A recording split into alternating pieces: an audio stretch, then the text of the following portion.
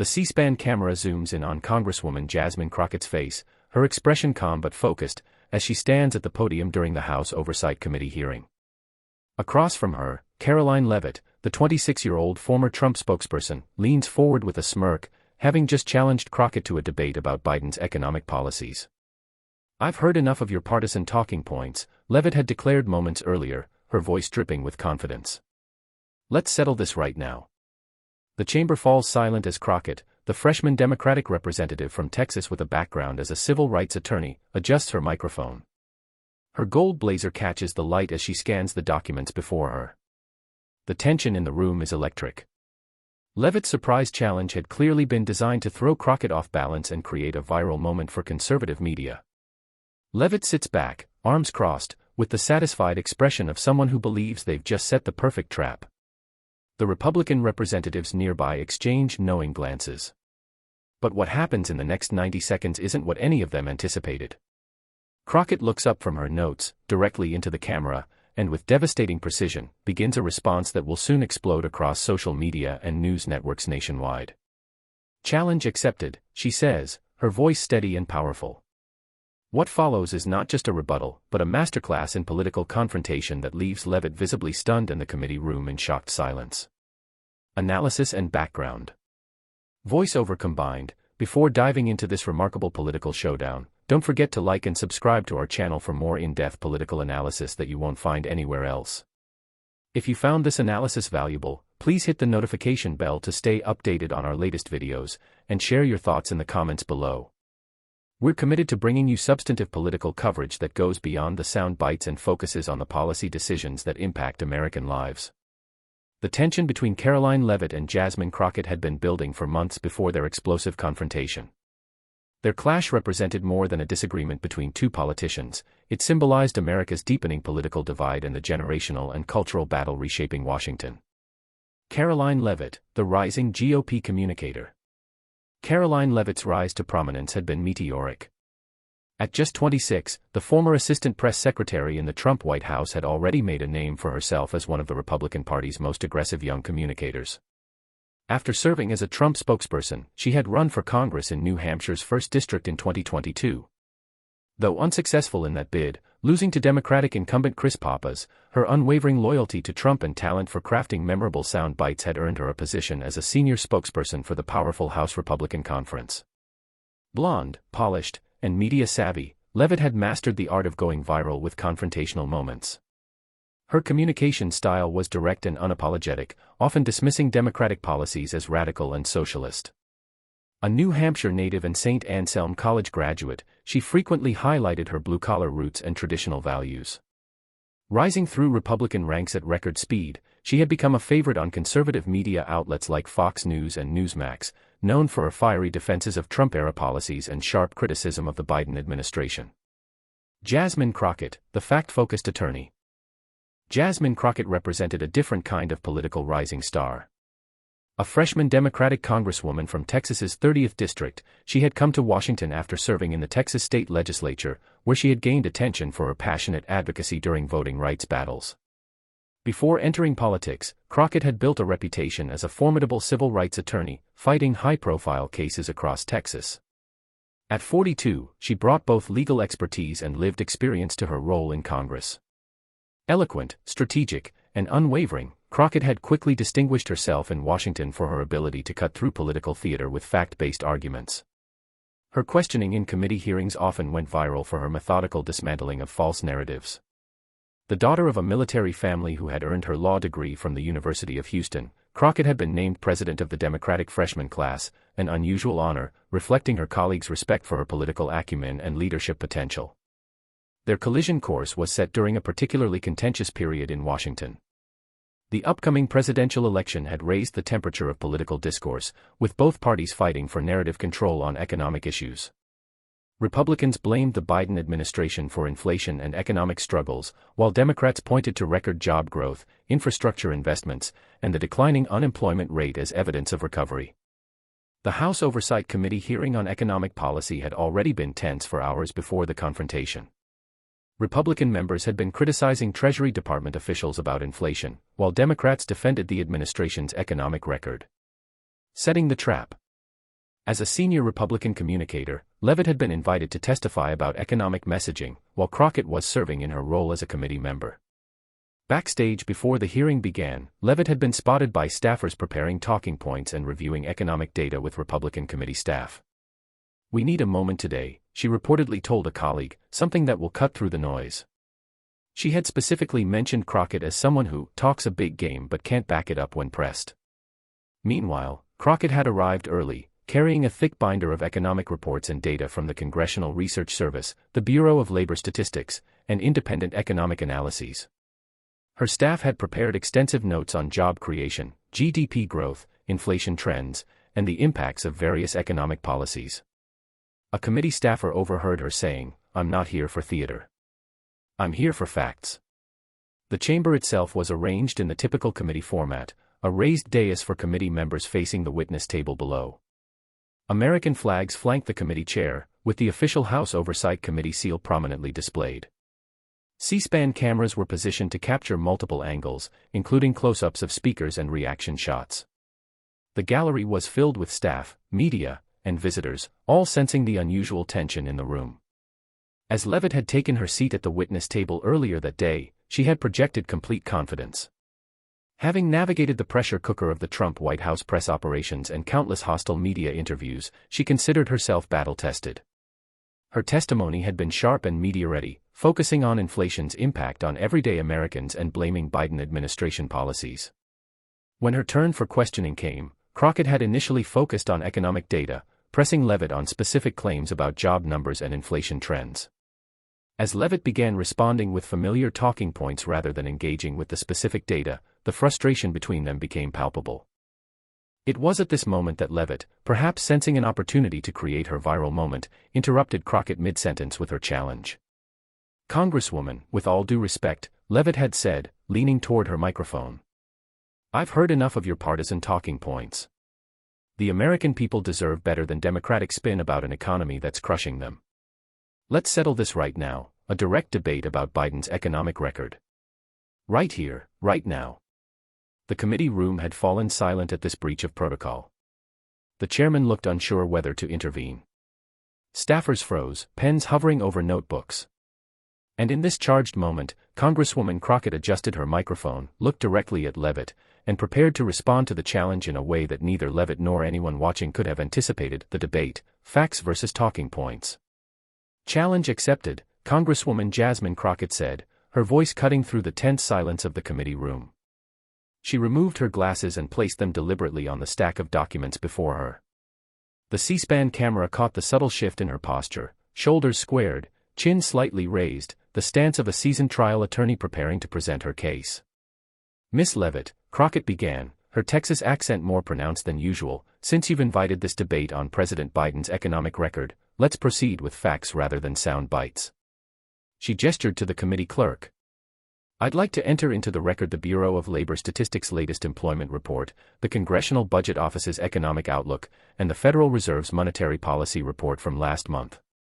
Leavitt's confident smile flickered slightly as Crockett methodically arranged 3 documents in front of her. This wasn't the flustered response she had anticipated. Point 1. Inflation reduction. First point of debate, Crockett continued, glancing at the timer. "You testified earlier that, and I quote, Biden's economy has been a disaster for working Americans with the worst inflation in 40 years. That's a compelling soundbite, Miss Leavitt, but it's not accurate." Crockett held up a graph from the Bureau of Labor Statistics. Inflation peaked at 9.1% in June 2022 and has since decreased to 3.4% as of last month's report, a 63% reduction. She looked directly at Leavitt. "Would you care to explain to this committee and the American people watching at home why you failed to mention the significant improvement?" Leavitt leaned forward quickly, "Because working Americans are still suffering. Prices are still higher than when President Biden took office." "I'm not finished," Crockett interrupted, her voice firm but controlled. "You challenged me to a debate, and debates have rules. I'll give you time to respond after I complete my point." The committee chairman, sensing the unusual dynamic, nodded slightly. This was already deviating from standard committee procedure, but the challenge had come from the witness. Crockett continued, "Now, regarding prices being higher, yes, that's how inflation works, but context matters. Global inflation after the pandemic affected every major economy. The United States has actually recovered faster than most peer nations. She slid a comparative chart forward. The European Union, United Kingdom, and Canada all experienced higher persistent inflation than the United States under the Biden administration's policies. Leavitt shifted in her seat, papers rustling as she searched for her own statistics. Point 2. Job creation and unemployment. My second point, Crockett pressed on. You stated in your testimony that Biden's economy has cost American jobs and opportunities. Yet, the data shows the Biden administration has overseen the creation of over 14 million jobs, a record for any presidential term, with unemployment at a sustained 50-year low of 3.7%. Crockett looked up at the committee members. For context, the previous administration saw a net loss of jobs by the end of their term, the first presidency with negative job growth since Herbert Hoover during the Great Depression. The comparison drew murmurs from the Democratic side of the dais. Leavitt's face flushed slightly as she jotted notes furiously. Miss Leavitt, are you suggesting that record job creation and historically low unemployment constitute costing American jobs? I'm genuinely trying to understand your definition of economic success. Leavitt's response came quickly. The jobs numbers are manipulated. They don't count people who've given up looking for work altogether. And these aren't good jobs, they're part-time, low-wage positions that don't provide the dignity of the manufacturing jobs lost under Democratic policies. That's incorrect on multiple levels, Crockett interjected, holding up another document. The Bureau of Labor Statistics accounts for discouraged workers in their U6 unemployment metric, which is also near historic lows. And regarding manufacturing specifically, Crockett slid forward a report from the National Association of Manufacturers. Manufacturing employment has increased by over 800,000 jobs since January 2021. That's the fastest growth in nearly 30 years. She looked pointedly at Leavitt. These are verifiable facts, not partisan talking points. The camera caught Leavitt's expression, a mixture of surprise and growing concern. This clearly wasn't the exchange she had envisioned when issuing her challenge. Point 3. Causes of inflation and deficit. Crockett picked up another document. My third point addresses your claim that Biden's reckless spending caused the inflation crisis. The nonpartisan Congressional Budget Office and multiple independent economists have attributed inflation primarily to pandemic-related supply chain disruptions, pent-up consumer demand after lockdowns, and global energy price shocks following Russia's invasion of Ukraine. She held up a chart showing inflation rates alongside major global events. Notice how inflation began rising globally before the American Rescue Plan passed, and how it accelerated across all developed economies simultaneously following the Ukraine invasion. Leavitt attempted to interrupt, but Crockett raised her hand slightly. You'll have your turn, Miss Leavitt. You wanted a debate. This is how formal debates work. The chairman checked his watch, seemingly impressed by the substantive exchange despite its unusual format. Furthermore, Crockett continued, if government spending were the primary driver of inflation, as you claim, then we would expect to see inflation continuing to rise or remaining elevated as the Biden administration implemented the Infrastructure Investment and Jobs Act and the Inflation Reduction Act. Instead, we've seen inflation consistently decreasing while these investments are being made. She turned to face Leavitt directly. Which brings me to perhaps the most important point, results. You've criticized these economic policies extensively, but what's the actual impact on American lives? Crockett held up a series of economic indicators. Since President Biden took office, we have the highest small business creation rate in American history. Wages are growing faster than inflation, especially for lower-income workers. Manufacturing investment has reached a 50-year high, and unlike the previous administration, these economic gains have been broadly shared across demographic groups. The committee room had grown completely silent, with even typically distracted members now fully engaged in the exchange. Republican members looked increasingly uncomfortable, while several Democratic representatives nodded along with Crockett's methodical presentation. Now, Miss Leavitt, Crockett said, her tone shifting slightly. You're entitled to criticize any policy, that's your right as an American and your role as a political communicator. But when you present your opinions as facts, and when those statements directly contradict verifiable economic data, you do the American people a disservice. Leavitt, visibly flustered but determined to regain control of the narrative, leaned forward. The American people don't care about your cherry-picked statistics, Congresswoman. They care about what they're experiencing every day at the grocery store and the gas pump. Families are struggling to make ends meet because of Biden's failed economic agenda, and no amount of Democratic spin can change that reality. Crockett nodded slowly. I appreciate your concern for American families, Miss Leavitt. I share it deeply, but that's precisely why accuracy matters. She picked up a final document. This is today's Consumer Sentiment Report from the University of Michigan. Consumer confidence has reached its highest level since 2021, increasing for the fourth straight month. Americans are feeling more optimistic about the economy, not less. She looked directly into the camera. And regarding kitchen table issues, the Biden administration has capped insulin costs for seniors at $35 per month, allowed Medicare to negotiate lower prescription drug prices for the first time, and expanded healthcare coverage to record levels. These are tangible benefits for working families. Leavitt interjected, her voice rising slightly. But what about the trillions in new debt from these spending packages? Who's going to pay for that?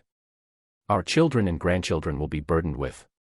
I'm glad you raised the debt issue, Crockett said, seeming almost pleased by the interruption. She held up a graph showing deficit trends.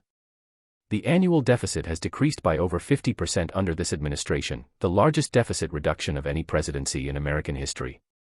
By comparison, the previous administration increased the deficit by nearly $8 trillion, even before the pandemic.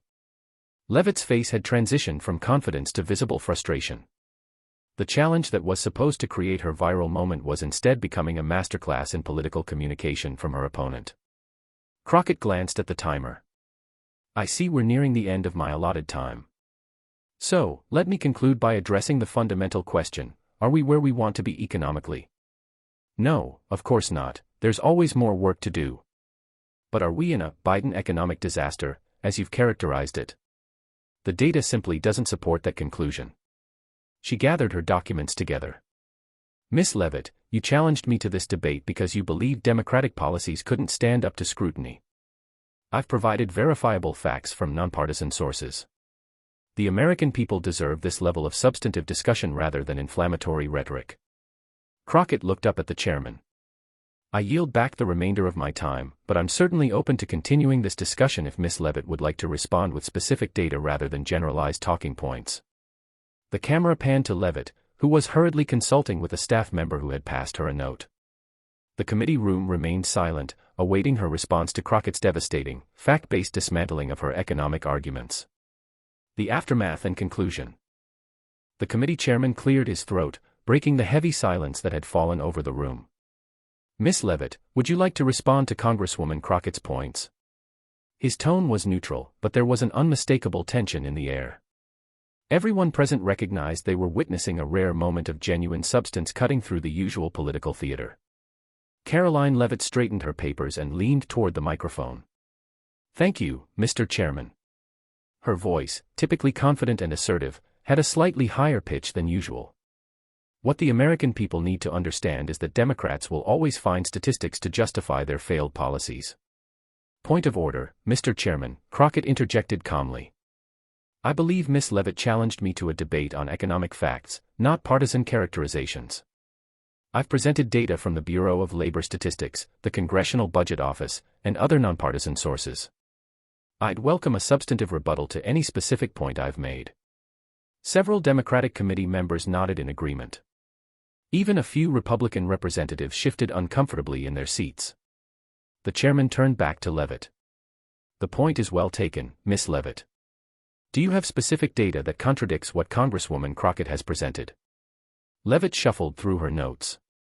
Yes, of course. The inflation numbers don't reflect the real experience of. Crockett interrupted again. I believe Miss Leavitt is about to reference perception polling rather than economic data. While public sentiment is important, it doesn't contradict the actual economic indicators I've presented. A murmur ran through the committee room. A senior Republican congressman leaned over to whisper to a colleague, she walked right into this. Leavitt, increasingly flustered but determined to regain control, tried a different approach. Congresswoman, these may be the official numbers, but they don't tell the whole story. The Biden administration has manipulated these statistics to paint a rosy picture. That's an extraordinary claim, Crockett responded, her voice steady but with an edge of steel. Are you suggesting that career economists at the Bureau of Labor Statistics are falsifying federal data? That would be a serious accusation requiring evidence. Leavitt backtracked quickly. I'm saying that these numbers don't reflect reality for everyday Americans. Talk to any family at the grocery store. I do talk to families in my district regularly, Crockett countered. And you're right that many are still feeling economic pressure, but that's precisely why honesty about our economic situation matters. She held up another document. This report shows that grocery prices have increased 25% since 2019, with the sharpest increases occurring during the pandemic supply chain disruptions of 2020 to 2021. The rate of increase has slowed significantly over the past year. She looked directly at Leavitt. Americans deserve accurate information about both our challenges and our progress, not exaggerations in either direction. The Republican committee members, recognizing that Leavitt was floundering, attempted to throw her a lifeline. Mr. Chairman, called out Congressman James Wilson, a senior Republican member. I'd like to reclaim my time and direct a question to Ms. Leavitt about energy prices under this administration. The chairman shook his head. The gentlewoman from Texas still has time remaining, and Ms. Leavitt initiated this direct exchange. Let's allow them to conclude their debate. Leavitt, sensing she needed to change tactics, attempted to pivot. Congresswoman Crockett clearly came prepared with her cherry-picked statistics. But the American people know the truth. They feel it every day, and they'll make their voices heard in November when. Point of order, Mr. Chairman, Crockett said. Ms. Leavitt is now delivering campaign rhetoric rather than responding to economic data. She challenged me to a fact-based debate on Biden's economic record, not a political speech. The chairman nodded. The point is well taken. Ms. Leavitt, please respond to the specific economic indicators Congresswoman Crockett has presented. The camera caught Leavitt's expression, a mixture of frustration and the dawning realization that she had miscalculated badly. She had expected to create a viral moment showcasing Crockett as unprepared or flustered. Instead, she found herself outmaneuvered and outmatched.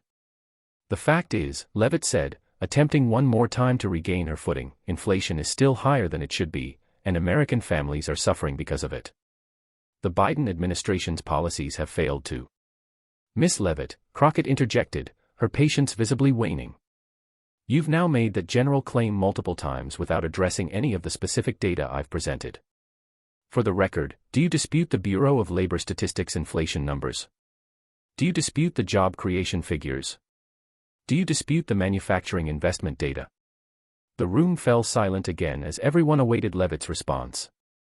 After a moment that seemed to stretch endlessly, she replied, No, I don't dispute the specific numbers, but I interpret their impact differently. A subtle smile played at the corner of Crockett's mouth. Then we've made progress. We agree on the facts, but differ on their interpretation. That's a much more productive conversation than questioning the data itself.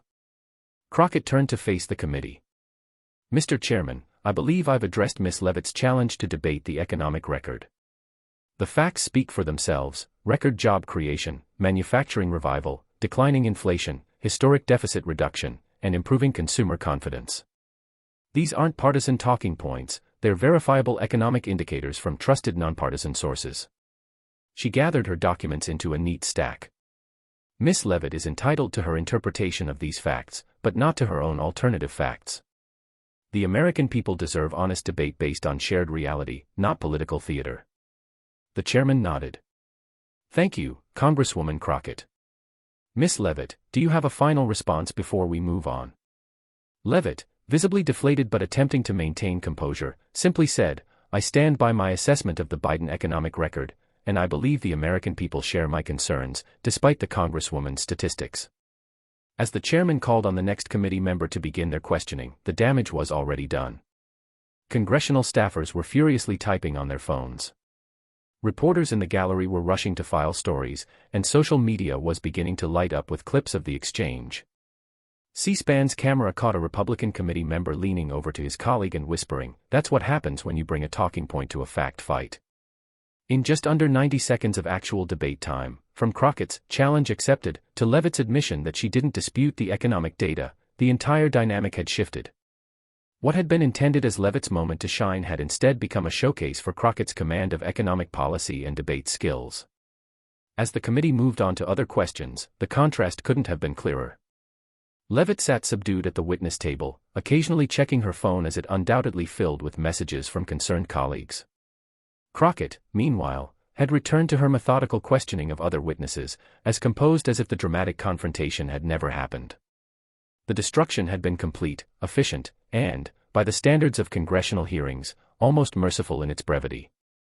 In just 90 seconds, Crockett had not only won the debate Leavitt had demanded but had fundamentally altered both of their public images in the process.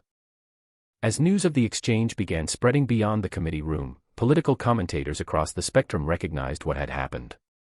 On CNN, a political analyst was already describing it as a masterclass in how to respond when political theater backfires. On Fox News, hosts were questioning the wisdom of Leavitt's challenge, with one commentator admitting she walked into a buzzsaw she didn't see coming. For Crockett, it was vindication of her approach to politics, substantive, fact-based, and focused on actual policy outcomes rather than performative confrontation. For Leavitt, it was a harsh lesson in the dangers of underestimating an opponent and prioritizing viral moments over substantive preparation. As the committee hearing continued, clips of the exchange were already being shared thousands of times across social media platforms. The hashtags #92destruction, #CrockettReceipts, and #FactsMatter began trending nationally. By the time the House Oversight Committee hearing adjourned 3 hours later, the Crockett-Leavitt exchange had already transcended the typical boundaries of congressional proceedings. What began as an attempted political ambush had transformed into a defining moment for both women, with ripple effects extending far beyond the committee room. Outside the hearing room, reporters swarmed Congresswoman Crockett as she exited. "Congresswoman, did you anticipate Miss Leavitt's challenge?" shouted one journalist from the Washington Post. Crockett paused, adjusting her glasses with a slight smile. "In politics, you should always expect the unexpected," she responded. "But I believe that when you're discussing economic policy, the facts should lead the conversation. The American people deserve substance, not theater." Another reporter called out, "Were you specifically prepared for this confrontation?" Crockett's response was measured but pointed. "I prepare thoroughly for every hearing because that's what my constituents expect. I didn't come to Congress to create viral moments. I came to represent the people of Texas's 30th District and to focus on policy that improves American lives." Meanwhile, Karoline Leavitt had exited through a side door, avoiding the press gaggle. A source close to her later told Politico that she had immediately gone into damage control mode, huddling with senior Republican communication staff to craft a response strategy. "Obviously, this didn't go as planned," the anonymous source admitted. But Karoline is resilient. She knows this is just one moment in a long political career. On social media, the exchange had exploded. The original C-SPAN clip had been viewed over 2 million times within 3 hours. Political commentators across the spectrum were dissecting the confrontation, with most acknowledging Crockett's command of economic data and debate skills. CNN's Anderson Cooper opened his evening broadcast with the clip, introducing it as a rare moment of substance breaking through the political noise. Following the footage, he turned to his panel. "What we just witnessed was extraordinary," he remarked, not for its theatrics, but precisely because it cut through the usual political posturing theater with actual substance. David Axelrod, the veteran Democratic strategist, nodded in agreement. "What makes this remarkable is that Congresswoman Crockett didn't respond with partisan rhetoric. She responded with specific, verifiable economic data. And when you're armed with facts, you don't need to shout." Even on Fox News, the assessment was surprisingly candid. "Leavitt made a tactical error," commented Brett Baer. "She issued a challenge without being fully prepared for the response." In politics, as in chess, you need to think several moves ahead. By evening, the political implications were becoming clear. Democratic leaders were highlighting Crockett's performance as a sign of their party's readiness to engage on policy, emblematic of their approach to governance, substantive, fact-based, and focused on economic results. Speaker Jeffries posted, "This is what Democratic leadership looks like. Prepared, substantive, and focused on actual results for the American people." For their part, Republicans largely avoided direct comments on the exchange, with most focusing on other aspects of the hearing or broader economic messaging. Those who did address it took a lessons-learned approach, with one senior Republican strategist telling NBC News, "Sometimes less is more in these hearings. There's a reason why most members stick to their prepared questions. The exchange had particular resonance for black women in politics, many of whom saw in Crockett's performance a familiar dynamic, being underestimated, then proving exceptional preparation and competence when challenged. Professor Melissa Harris Perry noted on MSNBC, "What we witnessed today was a black woman who came not just prepared, but overprepared, because that's what black women in professional settings often feel compelled to do."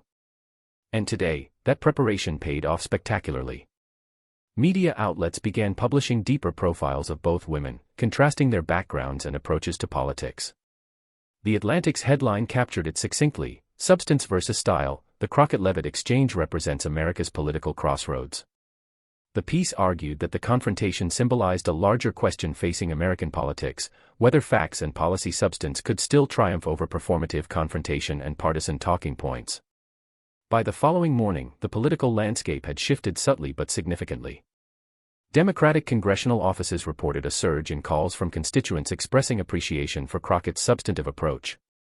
Several Democratic candidates in competitive districts began incorporating clips from the exchange into their campaign messaging, positioning themselves as similarly focused on results over rhetoric.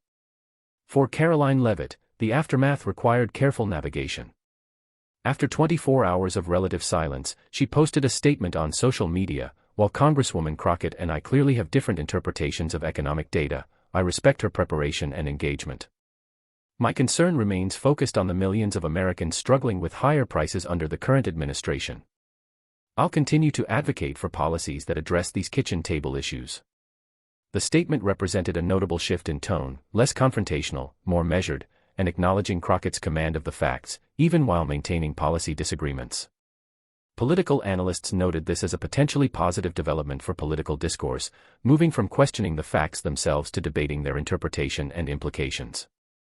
Jasmine Crockett, for her part, used her newfound national spotlight to focus attention on economic legislation. In a CNN interview 3 days after the hearing, she emphasized, "The attention from that exchange is flattering, but what matters is translating economic progress into tangible benefits for everyday Americans.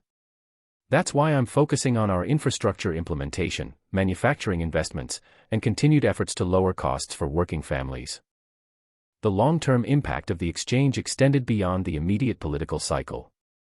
Political science professors began using the clip in their classes as a case study in effective congressional testimony and the power of substantive preparation. Communication strategists across the political spectrum cited it as either a cautionary tale or a masterclass, depending on their perspective. For many Americans disillusioned with the state of political discourse, the exchange offered a glimpse of what political debate could look like when focused on verifiable facts rather than inflammatory rhetoric. As one viral tweet with over 100,000 likes put it, "More of this, please. Actual debate about actual policy with actual facts. Is that too much to ask?" 6 months later, the exchange continued to shape both women's political trajectories. Crockett's national profile had risen substantially, with increased committee responsibilities and frequent media appearances focused on economic policy. Democratic leadership increasingly called on her to make the case for their economic agenda, recognizing her unique ability to communicate complex policy in accessible terms while maintaining factual rigor. Leavitt, showing political resilience, had adapted her approach following the viral moment. While maintaining her conservative principles, she had noticeably shifted toward more policy-focused messaging, often coming to hearings with specific data points and substantive arguments rather than purely rhetorical flourishes. In a profile piece, she acknowledged the lesson learned: in politics, there's always a temptation to focus on creating moments rather than making arguments. That exchange reminded me that substance matters. Perhaps most significantly, the confrontation had established a new standard for political exchanges, at least temporarily. In subsequent committee hearings, members from both parties appeared more hesitant to rely solely on talking points, with an increased emphasis on bringing specific data and evidence to support their positions. Staff preparation for hearings reportedly intensified, with greater focus on anticipating factual challenges rather than merely crafting memorable lines. For voters watching from home, the exchange had provided a rare moment of clarity amid the typical political noise. As one Iowa voter told a focus group researcher, "I don't care which side you're on.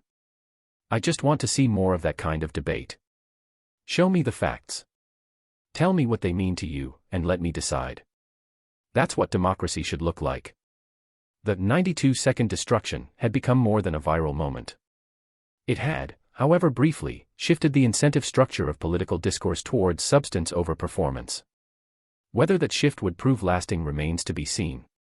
But for those advocating for a more fact-based political culture, it offered a template and a reason for hope.